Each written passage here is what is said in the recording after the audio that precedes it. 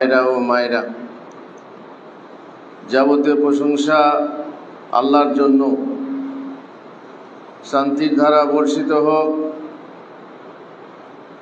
বিশ্বনবী মুহাম্মদুর রাসূলুল্লাহ সাল্লাল্লাহু আলাইহি ওয়াসাল্লামের উপর, যিনি আমাদের মাঝে ইসলাম এনেছেন, শান্তির পথ বাতলে গেছেন, সামাজিক সাংসারিক শান্তির কথা তিনি আমাদেরকে পথ নির্দেশনা করেছেন তার দিকে। আমরা আলোচনা করছিলাম নারীর অধিকার নিয়ে। ইসলাম নারীকে তার যথার্থ অধিকার দিয়েছে। তার অধিকার স্ত্রী রূপে, কন্যা রূপে অধিকার আছে, সে অধিকার আলাদা। স্ত্রী রূপে অধিকার, সেই অধিকার নিয়ে বলছিলাম প্রথম যে অধিকার সেটা হচ্ছে তাকে বরণ করার, স্ত্রী রূপে ঘরে তোলার সময়ে যে অধিকার দেওয়া হয় সেটা হচ্ছে মোহর। সেটা বাকি রাখলে বলা হয় দেন মোহর। আর দেন মানে হচ্ছে ঋণ। দেন মোহর মানে হচ্ছে ঋণ মোহর। যদি কেউ ঋণ বাকি রাখে তাহলে তাকে পরিশোধ করতে হয়। তেমনি দেন মোহরও যদি কেউ বাকি রাখে তাকে পরিশোধ করতে হয়। এ নয় যে সে আমার ঘরে এসে থাকবে, খাবে, তাকে আবার পরিশোধ করব কি? নিজের মনে নিজে শরীয়ত রচনা করো না, নিজের খেয়াল খুশিতে নিজের পরকালের পথ রচনা করো না।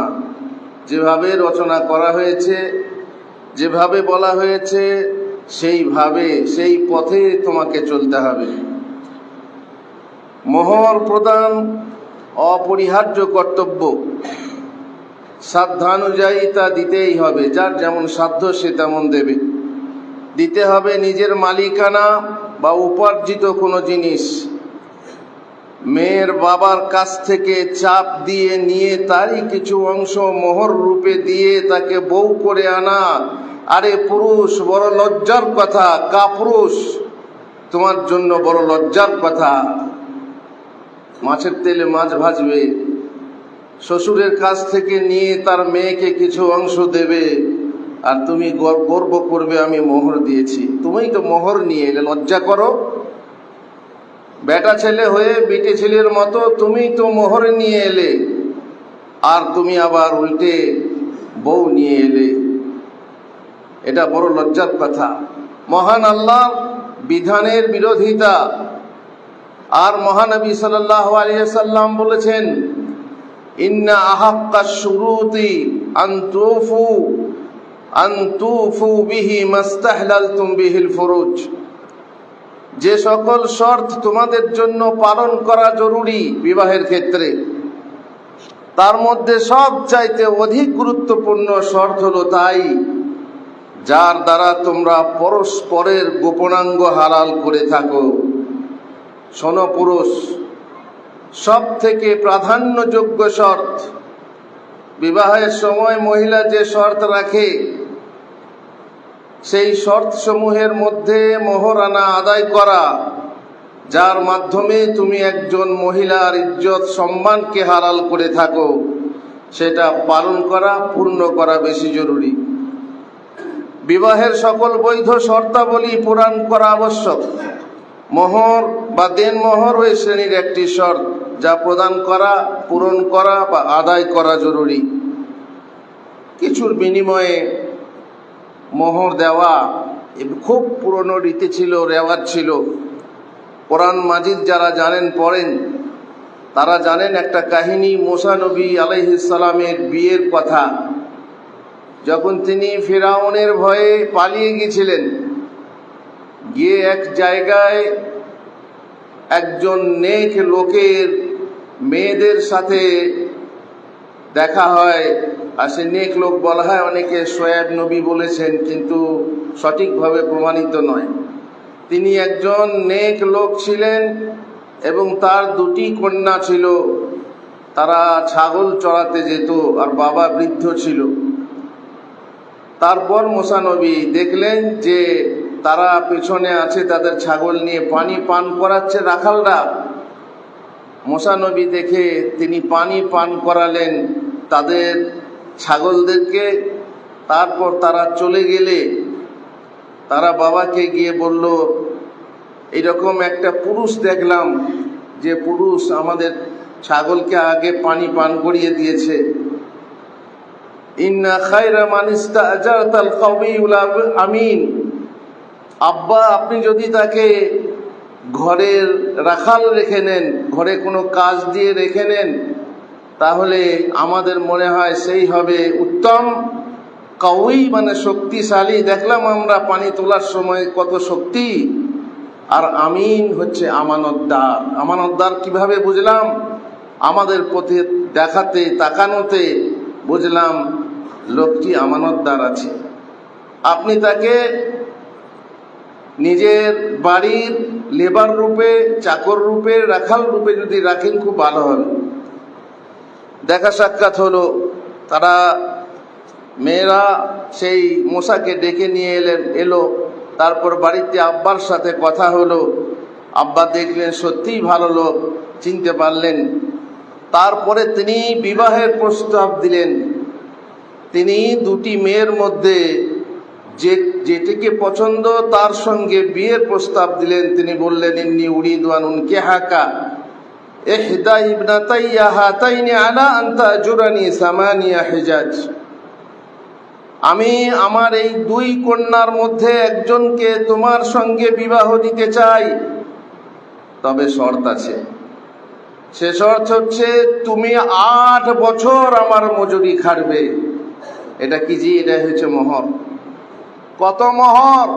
8 বছর আমার মজুরি করবে, আমার ঘরে থাকবে, আমার মজুরি করবে। এইটা হবে আমার মেয়ের মোহর। ফাইন আতমামতা আশরান ফামিন ইনদিক। এরপরে যদি 10 বছর তুমি পূর্ণ করো তবে সে তোমার ইচ্ছা। 10 বছর তুমি থাকতে পারো। আর ওমা উরিদু আন আশুক্কা আলাইকা, আর আমি তোমাকে কষ্ট দিতে চাই না। সাতাজিদুনি ইনশাআল্লাহু মিনাস সালিহিন। ইনশাআল্লাহ তুমি আমাকে সদাচারী পাবে, নেক লোক পাবে। এই বলে মুসা তা মেনে নিলেন, বিবাহের প্রস্তাব মেনে নিলেন। যালিকা বাইনি ওয়া বাইনাকা। মুসা আলাইহিস সালাম বললেন, যালিকা বাইনি ওয়া বাইনাকা আইয়ুমা আজালাইনি কাদাইতু ফালা উদওয়ানা আলাই ওয়াল্লাহু আলা মা নাকুলু ওয়াকিল। আপনারও আমার মধ্যে এই চুক্তিই থাকলো, এই দুটি মেয়াদের কোনো একটি আমি পূর্ণ করলে আমার বিরুদ্ধে কোনো অভিযোগ থাকবে না। আমরা যে বিষয়ে কথা বলছি আল্লাহ তার সাক্ষী। মোহর নির্ধারণ হয়ে গেল, ধারে মোহর থাকবে, দেন মোহর হলো। যেহেতু 8টা বছর সেই মোহর পরিশোধ করতে টাইম লাগবে, সুতরাং এই ছিল আমার মনে হয় মোহরের ইতিহাসে সব থেকে বেশি মোহর। আর মহানবী সাল্লাল্লাহু আলাইহি ওয়াসাল্লাম কোন স্ত্রী ও কন্যার মোহর 480 দিরহাম, এর অধিক ছিল না। 480 দিরহাম মানে 1428 গ্রাম রূপার মুদ্রা। মা খাদিজা রাদিয়াল্লাহু তাআলা আনহার মোহর ছিল 20টি জওয়ান উটনি। মা আয়েশা রাদিয়াল্লাহু তাআলা আনহা বলেন তার মোহর ছিল 500 দিরহাম, অর্থাৎ 1487 বা 87.5 গ্রাম ওজনের রৌপ্য মুদ্রা। তবে কেবল উম্মে হাবিবার মোহর ছিল 4000 দিরহাম। উম্মে হাবিবা বিদেশে ছিলেন, আল্লাহর নবী দেশে ছিলেন। দেশে বিদেশে এইভাবে ওকালতের মাধ্যমে বিবাহ সম্ভব, বিদেশে থাকলেও বিবাহ সম্ভব। আর সেই মোহর তিনি যেহেতু উম্মে হাবিবা নাজাশির কাছে ছিলেন, নাজাশি বাদশাহ সেই মোহর প্রদান করেছিলেন বাদশাহ হয়ে, তার জন্য তার মোহর সব থেকে বেশি ছিল, প্রায় 11,900 গ্রাম রৌপ্য মুদ্রা। কত টাকা হবে? এটা অবশ্য হিসাব করে দেখার দরকার যে রূপার গ্রাম কত। অবশ্যই এই মোহর বাদশাহ নাজাশী মহানবী সাল্লাল্লাহু আলাইহি সাল্লামের তরফ থেকে আদায় করেছিলেন। যারা স্ত্রীকে মোহর ফাঁকি দেয়, ধোকা দেয়, মিছি বাঁধে, আদায় করার নিয়ত না রাখে, আদায় করার নিয়ত না রাখে, তারা এক শ্রেণীর ব্যভিচারী। মোহর তো দিতে হবে না, চালাক বুনাই পাশ থেকে শিখিয়ে দেয়, চাচাতো ভাই শিখিয়ে দেয়, আরে যা বানছে বান্ধবকে দিতে হয় নাকি, এ কেউ দেয় না দিতে হবে না, কেউ দেয় না দিতে হবে না। কেউ যদি বিষ খায় তো তুই খাবি, কেউ যদি ইসলাম না মানে তুইও মানবি না। যেমন কলি তেমনি চলি। বাবু মজার কথা, আমার সমাজে যেটা প্রচলিত আছে সেটাই হচ্ছে মুদ্রা কথা। কেউ দেয় না তুইও দিবি না, যা বলছে বান্ধু তা বানছে বান্ধু। তারপরে 5 লাখ টাকা বেঁধে দিল, তাতে হ্যাঁ বলে শাদি কবুল করলো। তার নিয়তে নেই যে আমি একটা পয়সা শোধ করব। অনেকে লজ্জার কথা, 1 টাকা নগদ আর বাকি সব ধারে। লা হাওলা ওয়ালা কুওয়াত। লজ্জা নেই, এ লজ্জাহীনদের লজ্জা নেই, বেহায়াদের লজ্জা নেই। সমাজে এক গ্রাম থেকে এসে অন্য গ্রামে মুখ দেখায় কি করে তারা, যারা 1 টাকা নগদ দিয়ে মোহরানা বেঁধে তারা অন্যের মেয়েকে তুলে নিয়ে যায়। ফালা হাওলা ওয়ালা কুওয়াতা ইল্লা বিল্লাহ। এ হলো কি যে এক শ্রেণীর ব্যভিচারী, তার এক শ্রেণীর ব্যভিচার করা হবে। যদি এইভাবে মোহর বাঁধলো অথচ দেওয়ার কোনো নিয়ত রাখলো না, যেহেতু মহানবী সাল্লাল্লাহু আলাইহি ওয়াসাল্লাম হাদিসে বলেছেন, আইয়ুমা রাজুলিন তাযাওয়াজা ইমরাআতান আলা মা কাল্লা মিনাল মুহরি আও আলা মা কাল্লা মিনাল মাহরি আও আকসার লাইসা ফি নাফসিহি আন ইউদ্দিয়া ইলাইহা হাক্কাহা খাদাআহা ফামাতা ওয়া লাম ইউদ্দি ইলাইহা হাক্কাহা লাকিয়াল্লাহা ইয়াউমাল কিয়ামাতি ওয়া হুয়া জানিন। যে কোনো ব্যক্তি কোন মহিলাকে কম বেশি মোহরের বিনিময়ে বিবাহ করে, মনে মনে তার হক তাকে আদায় দেওয়ার নিয়ত রাখে না, তাকে ধোঁকা দেয়, অতঃপর তার হক আদায় না করেই মারা যায়, সেই ব্যক্তি কিয়ামতের দিন ব্যভিচারী হয়ে আল্লাহর সঙ্গে সাক্ষাৎ করবে। নাউযুবিল্লাহি মিন যালিক। ঘরের বউ হালাল বউ, কিন্তু সে ব্যভিচারী হয়ে কাল আল্লাহর সঙ্গে সাক্ষাৎ করবে। আর একটা ঋণের কথা প্রাসঙ্গিকভাবে আল্লাহ রাসূল সাল্লাল্লাহু আলাইহি ওয়াসাল্লাম বলেছেন, আওয়াইয়ুমা রাজুলিন ইস্তাদানা দাইনান লা ইউরিদু আন ইউদ্দিয়া ইলা সাহিবিহি। ঋণের সাথে ঋণের কথা। আর যে ব্যক্তি কোনো ব্যক্তির কাছ থেকে ঋণ করে, ঋণদাতাকে পরিশোধ করার সংকল্প রাখে না, বিশেষ করে আত্মীয় স্বজন, ও তো ভাইয়ের টাকা তো বাবা দিতে হবে নাকি, দোলা ভাইয়ের টাকা তো না দিলেও চলবে, চলো ঋণ করে নাও। এই যে নিয়ত প্রথম থেকেই, দেবার নিয়ত নেই, ধারের নামে নাও, এটা আবার দিতে হবে নাকি, মাশাআল্লাহ। এইভাবে ঋণের টাকাকে হালাল করে নেয়। আরে গোলাম হোসেন, তোমার খবর আছে, তোমার বাপের টাকা হোক, তোমার দোলা ভাইয়ের টাকা হোক, আর তোমার ভাইয়ের টাকা হোক, যেটা ঋণ সেটা ঋণ শোধ করতেই হবে। ঋণ পরিশোধ করে না মরলে, তুমি যদি শহীদ হয়েও মারা যাও, জান্নাতের পথে তুমি আটকে থাকবে, জান্নাতে ঢোকার অনুমতি পাবে না।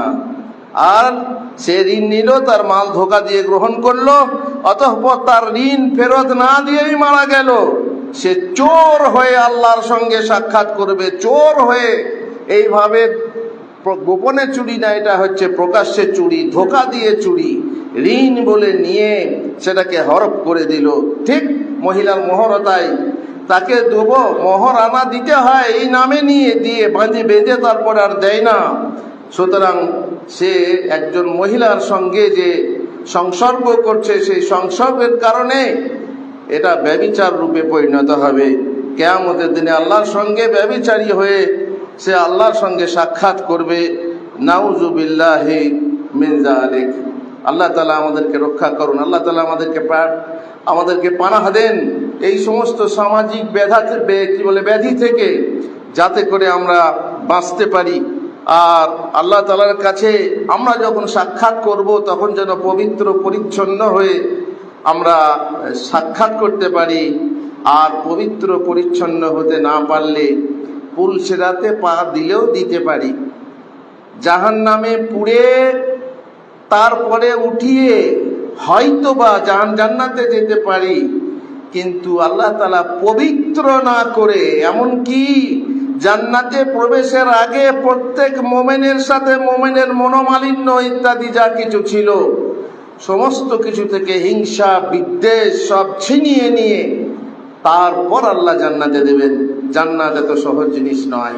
নিজেকে পবিত্র পরিচ্ছন্ন করে যেতে পারলেই তুমি জান্নাতে প্রবেশ করবে।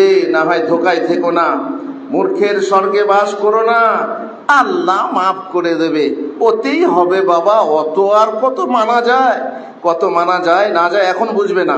মৌলবীদের কথা, নানির কথা পানি, নানির কথা পানি পানি লাগছে, কিন্তু যখন বুঝবে তখন বুঝবে, যখন মরুভূমিতে পড়বে পানির দাম বুঝবে।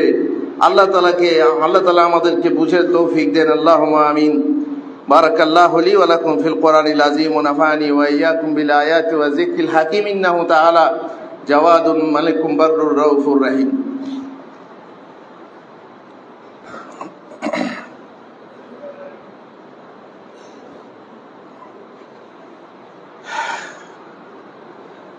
আলহামদুলিল্লাহ রাব্বিল আলামিন ওয়াস সালাতু ওয়াস সালামু আলা রাসূলিহিল কারীম ওয়া আলা আলিহি ওয়া সাহবিহি আজমাইন। বলছিলাম মোহর এবং স্ত্রীর মোহর তোমার ঘাড়ে দেন। মোহর তোমার ঘাড়ে হচ্ছে এক প্রকার দেন বা ঋণ, সেটা হচ্ছে পরিশুদ্ধ, প্রদেয়, সেটা ফেরতযোগ্য, সেটা তাকে দিতে হবে, দিতে হবে না এই নয়। তবে একটা ফাঁক আল্লাহ তাআলা রেখে দিয়েছেন, সেটা হচ্ছে কি, তোমাদের মধ্যে যদি ভালোবাসার সাথে তুমি দিতে না পারো আর সেই ক্ষেত্রে তোমার স্ত্রীর কাছে ক্ষমা চাও, কিংবা স্ত্রী নিজের পক্ষ থেকে সন্তুষ্ট চিত্তে বলে, ওগো তোমার বড় কষ্ট হবে, ঠিক আছে দিতে হবে না। মাফটা যদি আন্তরিকভাবে হয় তাহলে মাফ হবে, আর না হয় যদি জোর করে মাপ চাওয়া হয়, চাপ দিয়ে মাপ চাওয়া হয়। চাপ দিয়ে হয় কখন? যখন বাসর রাতে তুমি বলবে তোমার গায়ে হাত দেওয়া হবে না, মোহরটা মাফ না করলে তুমি মোহরটা মাফ করে দেবে কি বলো, তাহলে তোমার গায়ে হাত দেবো, নাহলে হবে না। এই যে চাপের মুখে মাফ করানো। আর একটা চাপ, যখন স্বামী নিথর দেহে পরিণত হয়, মারা যায়, মারা গিয়ে যখন কাফন পরে বা কাফনের পরানোর আগে শুইয়ে দেওয়া হয়, তখন স্ত্রীকে লাল পেরে সাদা শাড়ি পরিয়ে দাঁড় করিয়ে, গোসল করিয়ে দাঁড় করিয়ে তাকে বলা হয়, ওগো অমুকের মা, তুমি তোমার স্বামীর মোহর মাফ করে দাও। এই সময়ে বলুন তো, সেই মহিলা যে শোক সন্তপ্ত এবং দুঃখিত দৃষ্টিতে, তার কাঁপা কাঁপা কণ্ঠে সে কি বলবে যে না আমি ওকে মাফ করব না? হৃদয়ের কোনো জায়গায় তার হয়তো চাহিদা থেকে যাবে যে আমার সেই টাকাটা পেলে আমি বহুবার চেয়েছি, আমার কাজ হতো, সে আমাকে সন্তুষ্ট করতে পারেনি তার দাম্পত্য জীবনে, আমি যদি টাকাটা পেতাম তো আমি এই করতাম। মনে মনে তার চাহিদা, আর মুখে, সমাজের মুখে বলছে আমি মাফ করে দিলাম। এটাও চাপের মুখে মাফ করানো। এ মাফ হবে না। এই মাপ যখন সাপ হবে তখন বুঝতে পারবে সাপের দংশনের কি জ্বালা। সুতরাং মোহর দিয়ে দাও, কাপুরুষের মতো কাজ করো না। নগদ মোহর দিয়ে বিয়ে করো, যদি তা না পারো ধার রাখো, কিন্তু পরিশোধ করার চিন্তা করো, পরিশোধ করার চেষ্টা রাখো। আল্লাহ তাআলার কাছে সাহায্য চাও, স্ত্রীর মোহরানা তাকে বুঝিয়ে দাও। যদি না পারো তো সেই টাকা পরিমাণ জমি লিখে দাও। এমনি স্ত্রীর নামে জমি দেওয়া, জায়গা দেওয়া, ঘর লিখে দেওয়া জায়েজ না, এমনি জায়েজ না, যতই ভালোবাসো। কিন্তু কোনো কিছুর বিনিময়ে, যেমন মোহর, 5 লাখ টাকা মোহর বেঁধেছো, তার বিনিময়ে তাকে বুঝিয়ে দাও যে আমি এত টাকা মোহর বেঁধেছিলাম, তুমি জানো, তার জন্য তোমাকে এত কাঠা জমি আমি লিখে দিচ্ছি, কি তোমার বাড়িটা এক অংশ লিখে দিচ্ছি, যাতে করে তোমার বাড়ি হিসাবে তোমার একটা দাব থাকে। বাকি এমনি লিখে দেওয়া যাবে না, কোনো ওয়ারিসের নামে সম্পত্তি উইল করা যাবে না। সেই স্ত্রী হোক বা মেয়ে হোক বা অন্য কেউ হোক, সুতরাং মোহরানা দিতেই হবে, এটা আমরা বলতে চাচ্ছি। এমনকি কোনো অনিবার্য কারণে স্ত্রীকে তালাক দিলে অথবা তালাক দিতে বাধ্য করলে, অনেকে তালাক দেয় না কেন? নিজে ফাঁকে থাকবে। এমন কিছু কাজ করে যে স্ত্রী তালাক নিতে বাধ্য হয়, এমন ব্যবহার শুরু করে তখন তালাক নিতে বাধ্য হয়। এমন কিল লাগায়, তখন মেয়েটা বলে, ওগো তুমি কি আমাকে আর ভাত দেবে না? তখন বলে, তুই ভাত দেবো তোকে, বুঝতে পারছিস না? তোর কিলে বুঝতে পারছিস না? এমনি সরাসরি বলবে না তোকে ভাত দিলাম, দেবো না বা তালাক দিলাম, বরং বলবে, বুঝিয়ে দেবে যে আমি ভাত দেবো না দেবো আমার কিলে বুঝতে পারছিস না। মানে এমন ব্যবহার করবে যে তাকে তালাক নিতে বাধ্য করবে, নিজে কিন্তু তালাক দেবে না। কেন? পরে যাতে কেস না হয়ে যায়। বহু রকম কেস, আজকাল মেয়েরাও কম নয় আর মেয়ের বাড়ির লোকেরাও কম না, তারা বধূ নির্যাতন কেস দিয়ে দেবে, যেটা নয় সেটা কেস দিয়ে দেবে, যাতে করে হয়রানি করা হয়, খোরপোশের কেস দিয়ে দেবে, বহু রকম সমস্যা আছে। সেই ঝামেলা থেকে বাঁচতে মোহরটা ক্লিয়ার করে রাখো, যাতে করে তোমার এই কেসে ফেসে তোমার সর্বস্ব হারিয়ে না যায়, মান সম্মান হারিয়ে না যায়, সেটাকে ক্লিয়ার করে রাখো। আল্লাহ বলছেন বিধান, বলছেন ওয়াইন আরাদতুম ইস্তিবদালা যাওজিম মাকানা যাওজিন ওয়া আতাইতুম ইহদাহুন্না কিনতারান ফালা তাখুযু মিনহু শাইআ। যদি এক স্ত্রীর স্থলে অন্য স্ত্রী গ্রহণ করা স্থির করো, যদি কোনো কারণে চেঞ্জ করতে হয় যে এটা আমার সাথে হলো না, চললো না, আরেকটা স্ত্রী আমি গ্রহণ করব, আর তাকে তালাক দিয়ে ফেললে, তাদের একজনকে প্রচুর অর্থ দিয়েছো, অনেক টাকা দিয়েছো, অনেক অলংকার দিয়েছো, তো সেই সময় যদি তাকে তালাক দাও তবুও তা থেকে কিছুই গ্রহণ করো না। তুমি যেটা দিয়েছো, মোহর স্বরূপ দিয়েছো, সেটাকে তুমি গ্রহণ করো না। তোমরা কি মিথ্যা অপবাদ,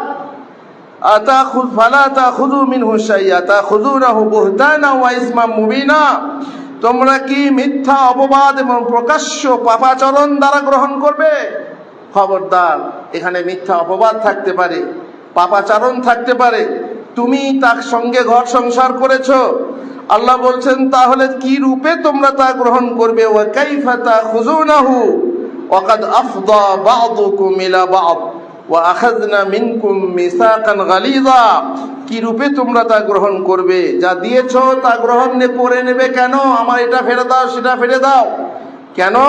যখন তোমরা পরস্পর সহবাস করেছো, যখন তোমরা পরস্পর সংসর্গ করেছো এবং তারা তোমাদের নিকট থেকে দৃঢ় প্রতিশ্রুতি নিয়েছে যে ভালোভাবে রাখো আর না হয় ভালোভাবে ছাড়ো, প্রতিশ্রুতি গ্রহণ করে তুমি তার সঙ্গে বাস করলে, তারপর তাকে মোহর দিলে, তারপরে ইচ্ছা হলো চেঞ্জ করব, তাকে বাধ্য করলে, হ্যাঁ, তোমার যদি দোষ না থাকে, তুমি বুঝতে পারলে যে মেয়ে অন্য কাউকে চায়, আমাকে চায় না, দোষ না থাকে, তাকে বলতে হবে খোলা নিতে। খোলা তালাকের একটা সিস্টেম আছে যে আমার মোহর ফেরত দাও, তুমি তালাক নিয়ে নাও, মোহর ফেরত নিয়ে এক তালাক দেবে, সে সিস্টেম আছে, সেটা আলাদা কথা। কিন্তু এটা অন্য বিষয় যে তুমি যা দিয়েছো তা ফেরত নিও না। অনেক স্বামী আছে বগল বাজায় যে আমি কি পেলাম, আমি যা পেয়েছি সব তা ঠিক আছে। স্ত্রী বলে, স্ত্রীর বাড়ির লোক বলে, আমরা খাট দিয়েছি, পালং দিয়েছি, এই দিয়েছি, ওই দিয়েছি, বলি এ তো হয়ে গেছে। এগুলো কেন? না মেয়ে খারাপ আর খাট পালং খারাপ নয়। মেয়ে তোমার পছন্দ হলো না, তার খাট পালংটা পছন্দ হয়ে থাকলো।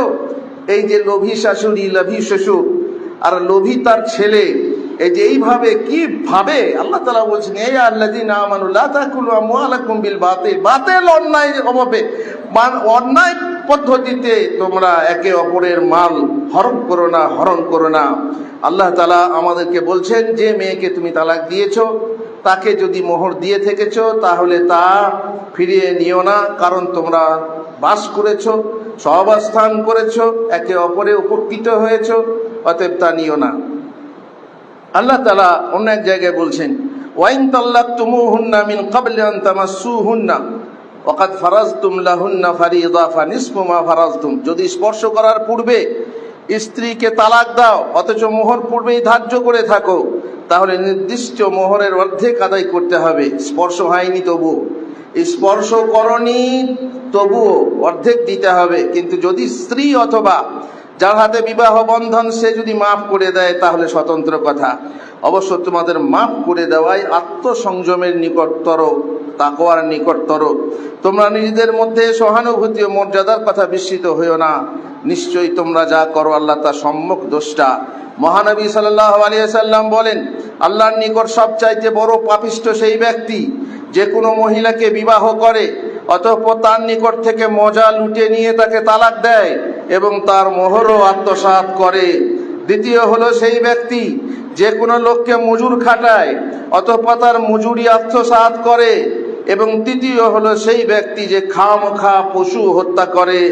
এরা হচ্ছে আল্লাহর নিকটে সবচেয়ে বড় পাপিষ্ঠ ব্যক্তি। বলা বাহুল্য, আল্লাহর এই বিধানকে অমান্য করার জন্য কত সংসারে আগুন লাগছে, কত মা বোন আত্মহত্যা করছে, কত বধূকে পরিকল্পিত রূপে খুন করা হচ্ছে, কত বধূকে শ্বশুর বাড়িতে লাঞ্ছনা ও গঞ্জনার ভাত খেতে হচ্ছে।